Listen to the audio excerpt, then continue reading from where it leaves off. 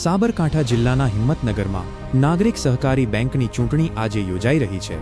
આ ચૂંટણીમાં ભાજપ વિરુદ્ધ ભાજપનો જંગ જોવા મળી રહ્યો છે, જ્યારે ગતરાત્રિએ ઈવીએમને લઈને હોબાળો થયો હતો। આ ચૂંટણી બેંકના અસ્તિત્વની લડાઈ સમાન બની છે। મોટી સંખ્યામાં મતદારો મતદાન કરવા ઉમટી પડ્યા છે, જેના કારણે ચૂંટણી પ્રક્રિયામાં ભારે ઉત્સાહ જોવા મળી રહ્યો છે। ચૂંટણીના એક દિવસ પહેલા ગતરાત્રિએ ઈવીએમને લઈને ભારે હોબાળો થયો હતો। આ ઘટનાએ ચૂંટણીના માહોલને વધુ ગરમાવી દીધો છે।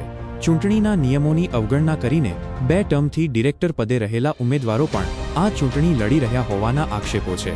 એટલું જ નહીં, ચૂંટણી પરિસરની અંદર ઉમેદવારો કથિત રીતે પોતાના સિમ્બોલ સાથે પ્રચાર કરી રહ્યા હોવાનું પણ સામે આવ્યું છે, જે નિયમોનું ઉલ્લંઘન ગણાય છે।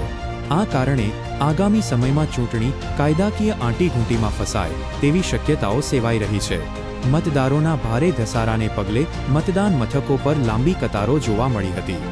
આ ઉપરાંત મતદારોની મોટી સંખ્યાને કારણે આસપાસના વિસ્તારોમાં ભારે ટ્રાફિક જામ પણ થયો હતો।